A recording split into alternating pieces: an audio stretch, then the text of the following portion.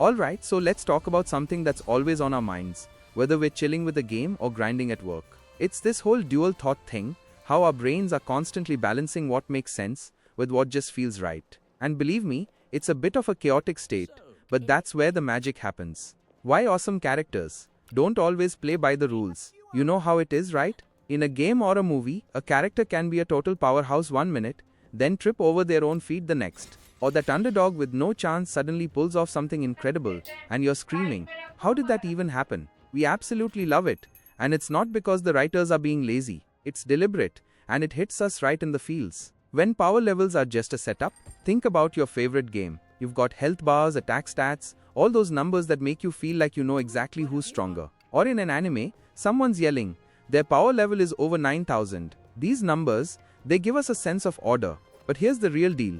Those numbers are mostly for show. The actual thrill of a story isn't in some stat sheet, it's in what the character does. A super strong hero might get tricked by something silly, or a nobody can win with a bold move. It's not about the numbers, it's about the vibe. Like in a racing game, you might have the fastest car, but then the track gets muddy, or someone finds a shortcut. If every race was just about stats, it'd be incredibly boring, wouldn't it? These power levels are just a foundation to make the world feel real. But the true magic is when the story breaks its own rules for a big moment. If everything was predictable, we'd never get those jaw-dropping surprises that keep us glued to the screen. Our brains? Logic versus feelings. When we're binging a show or playing a game, our brain is doing double duty. Logic brain, this part wants rules and sense. It's asking, does this add up? Are they following their own rules? If a character suddenly gets a new power out of nowhere, your logic brain goes, hold on a minute. Feeling brain, this one's all about the emotions. It's why you tear up during a sad scene or jump when something scary happens. This is where plot armor comes in, that invisible shield for main characters. Your feeling brain doesn't care if it's realistic. It just wants to ride that emotional roller coaster.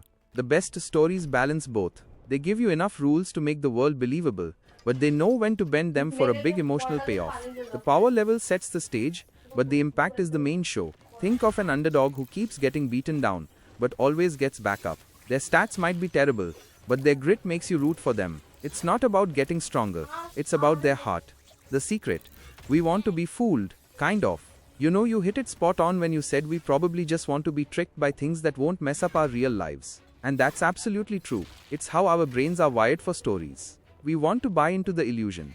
Why? Because real life is messy. It doesn't have epic soundtracks or neat endings. Stories offer an escape. When you're watching a movie, you know dragons aren't real. But for those 2 hours, you choose to believe. It's fun. This isn't about being naive, it's about being human. We've been telling stories since the beginning of time. They let us feel big emotions, learn lessons, and just have a good time without any real stakes. It's safe. You can watch a character risk everything, feel your heart break, and then pause to grab a cup of chai. The danger feels intense, but you're chilling on your sofa. It's like a roller coaster. You know you're safe, but your body still gets that rush. Entertainment is the same.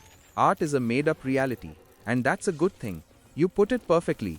Artistic representation is a lie that we tell to ourselves, and the whole transaction makes us feel happy because I don't know what reason. Let's rephrase lie to made-up reality, because it's about creation, not deception. Think about it. A painting isn't just a snapshot. The artist chooses colors and angles to evoke a feeling, even if it's not 100% realistic. It's a made-up reality that sacrifices realism for emotion. A song isn't just talking. It's words and sounds crafted to touch your heart or pump you up. It lies by turning everyday noise into something epic.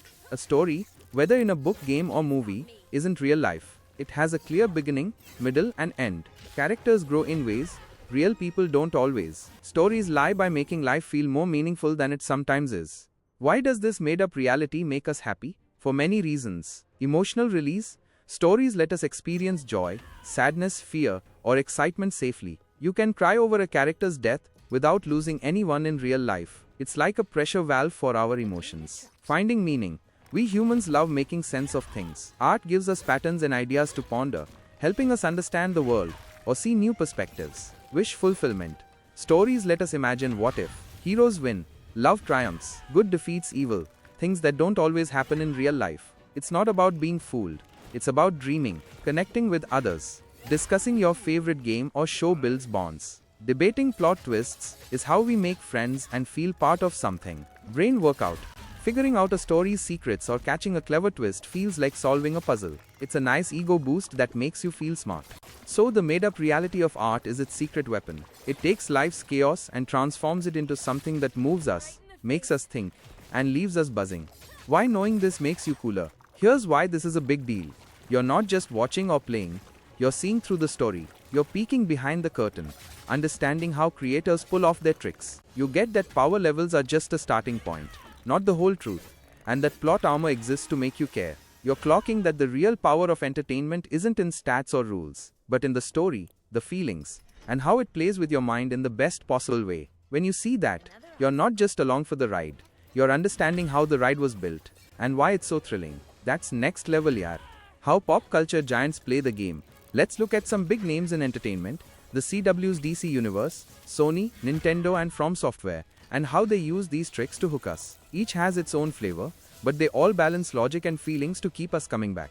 The CW's DC Universe, superhero soap operas. The CW's DC shows like Arrow or The Flash are basically superhero soap operas. They've got a massive fan base because they mix comic book action with emotional drama. The power levels here are all over the place. Barry Allen's speed should make every fight easy. But the show always throws in villains or emotional stakes that mess with his stats. One minute he's outrunning bullets, the next he's struggling because of a love triangle. Fans love this because it's not just about who's faster. The CW leans hard into the feeling brain, giving you emotional moments and team-ups that make you cheer, even if the logic isn't always perfect. Crossovers like Crisis on Infinite Earths are a perfect example.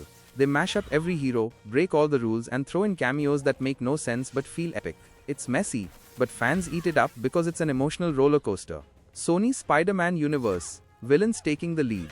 Sony Spider-Man Universe, SSU, is quite an experiment. They have the rights to Spider-Man in his world, but instead of focusing on Peter Parker, they're making movies about his villains like Venom or Morbius. Your logic brain might go, a Spider-Man universe without Spider-Man, and yes, it's a bit shaky. The power levels in these films don't always connect because each movie feels like its own thing, not a cohesive universe like the MCU. Venom was a hit because it embraced Tom Hardy's chaotic buddy comedy vibe with the symbiote.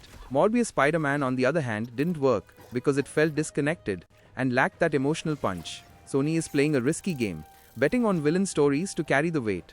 But fans really want that emotional connection to Spider-Man. When they nail the feeling brain like with Venom's weird charm, they win. When they don't, it feels like a random side quest. Still, the SSU's multiverse hints keep fans hooked, hoping for a big payoff where the rules finally click.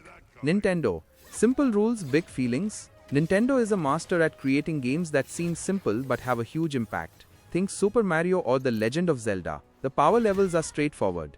Mario jumps, Link swings a sword, and you level up with hearts or items. But the real magic is how Nintendo engages your feeling brain. A game like Zelda, Breath of the Wild isn't just about stats. It's about exploring a vast world, feeling like a hero, and getting lost in its beauty. The logic brain loves the clear rules: health, stamina, gear. But the feeling brain is why you remember that particular sunset or epic boss fight. Nintendo's genius lies in making you feel like a child again. Their games don't need complex stories, because the gameplay itself is the emotional hook. You don't care if Mario's jump height defies physics, you're too busy having fun. That's why Nintendo has been a favorite for decades. They keep the rules clear enough to feel fair, but let your emotions run wild. From Software. Pain is the point. From Software's games like Dark Souls, Bloodborne or Elden Ring are notoriously difficult, and fans absolutely love it. The power levels here are crystal clear. You have stats for strength, dexterity, health and so on. Die, and you lose your souls, forcing you to rethink your strategy. Your logic brain is working overtime, planning builds and memorizing enemy patterns. But the feeling brain? That's where From Software truly shines. Every death feels personal, and every victory feels like you've conquered a mountain. The games are designed to make you suffer, but that suffering makes the wins incredibly sweeter. Fans are obsessed because From Software doesn't hold your hand. The story is vague, the world is unforgiving, but that raw emotional payoff beating a boss after 50 tries is unmatched. It's not about the numbers, it's about the journey. Your logic brain tracks your stats, but your feeling brain keeps you coming back for more punishment. Why these work or don't? Each of these companies plays with the logic versus feelings balance in its own way. The CW's DC Universe thrives on emotional drama, even if the rules bend. Sony's SSU struggles when it relies too much on standalone stories without enough heart. Nintendo keeps it simple but perfectly captures the joy of play. From Software makes you earn every win, turning pain into a strange kind of satisfaction. They all understand the made-up reality of art, creating worlds that feel real but break something. And when they get it right, it's truly magical. The service industry, short-term staff, and a different kind of chaos. Now let's switch gears completely and talk about a totally different world. The service industry, especially QA quality assurance, staff in places like game development or customer service. This isn't about epic stories or power levels. It's about real people doing real work in a system that's chaotic in its own way. Just like entertainment plays with your logic and feelings, the service industry messes with workers' minds by throwing them into a fast-moving, ever-changing grind. Let's break it down like we're just chatting over a cup of coffee. Short-term staff. Not the plan, but it happens. If you're in QA testing games, apps, or even customer service systems, the ideal isn't to constantly cycle through short-term workers. Companies want reliable, skilled people who know the ropes. But the reality? Short-term staff are incredibly common. Why? The work is intense. The pay is often not great, and projects are always changing. One month you're testing a sci-fi shooter, the next it's a mobile puzzle game. Each gig comes with its own rules, tools, and quirks, and you're expected to jump in like you've been there forever. Your logic brain wants to master the system, learn the software, nail the bug reports, understand the project's goals. But your feeling brain is screaming, why is everything so chaotic? You're constantly starting from scratch. And it's not because companies want to churn through staff, it's just how the industry is built. Deadlines are tight, projects pivot fast, and QA folks are often hired for specific sprints, not long-term roles. Forgetting the past, the QA struggle, here's the kicker. To do QA well, you often have to forget what you learned on past projects. That sci-fi shooter you tested, its controls and bugs are irrelevant to the puzzle game you're on now. Carrying over old habits or assumptions can mess you up. You might miss bugs because you're still thinking about how the last project worked. It's like trying to play Elden Ring with Mario controls in your head. Your logic brain wants to cling to what's familiar, but the job demands you wipe the slate clean every time. This is tough because humans are wired to build on past knowledge. In school you learn math step by step, each lesson building on the last. QA? It's more like learning a new language for every project, then forgetting it when you move on. That constant reset can make you feel like you're never truly getting better, even if you're putting in a lot of effort. It's not that QA staff want to be short-term, it's that the system makes it hard to stick around when you're always relearning the rules. Service industry versus let's communism. Here's where it gets a bit interesting. The service industry, QA, retail, food service, call centers, is the opposite of some idealistic, let's share everything vibe you might associate with communism. It's cutthroat, fast-paced, and all about hitting targets. Companies need results now. Ship the game, serve the customer, fix the bug. There's no time for dreamy collectivism when you're racing against a deadline or a budget. But here's the irony. A lot of folks in service jobs, especially younger ones, lean left in their politics. They might resonate with ideas about fairness or community, but their day-to-day work is pure capitalism. Temporary contracts, high pressure, and little job security. Your logic brain might want a stable system where everyone's valued, but the reality is more like a grind where you're only as good as your last shift. Your feeling brain gets frustrated because the job doesn't match the ideals you might hold. Why? It's a volatile state.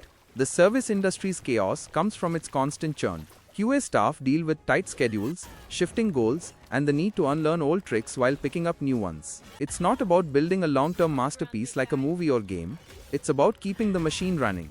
Your logic brain is trying to keep up with new tools and processes, while your feeling brain is dealing with the stress of being disposable or undervalued. It's a volatile state because nothing stays the same. Projects end, teams shuffle, and you're always adapting. Compare that to entertainment. In a game or show, the volatility is controlled. It's the plot twist or the surprise betrayal that keeps you hooked. In QA, the volatility is real. New projects, new bosses, new bugs, often with no warning. But just like in stories, there's a strange thrill to it. Nailing a tricky bug report or surviving a crunch period can feel like beating a Dark Souls boss, exhausting but incredibly satisfying. The smart part, you're in on the game, just like understanding a story's tricks makes you feel clever. Seeing through the service industry's chaos gives you an edge. You get that QA short-term churn isn't the goal. It's a side effect of a system built for speed and profit. You know that forgetting past projects isn't a failure. It's a skill that keeps you sharp. And you see the irony of a workforce full of dreamers, stuck in a grind, that doesn't care about their ideals. When you spot these patterns, you're not just surviving the job, you're decoding it. You're seeing how the rules, deadlines, contracts, metrics set the stage.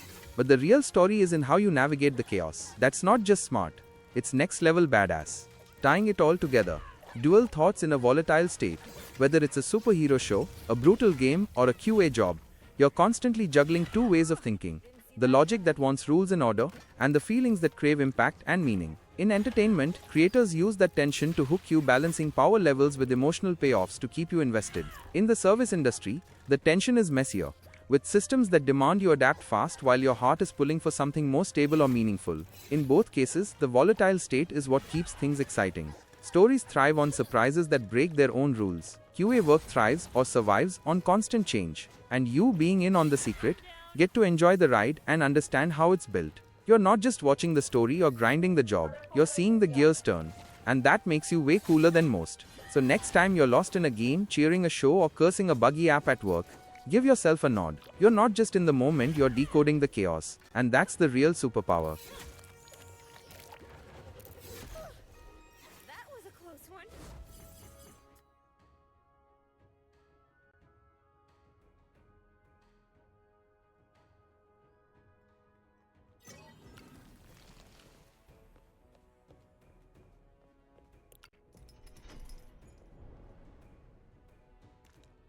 They look hungry.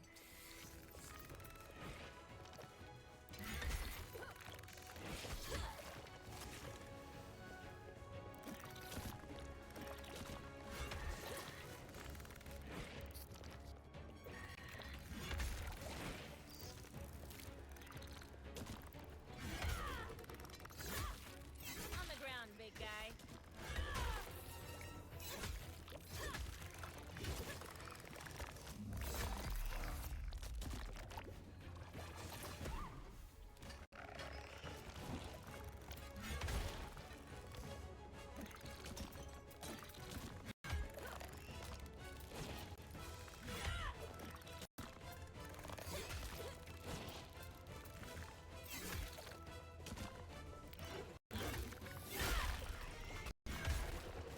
Ouch.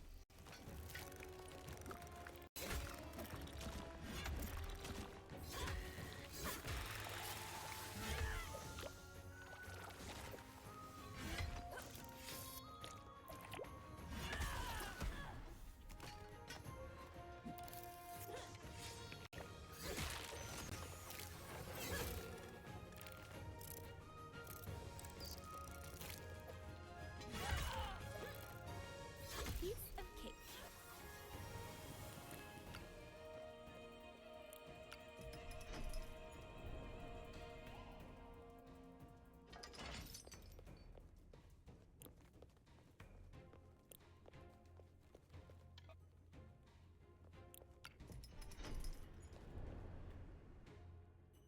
Here we go.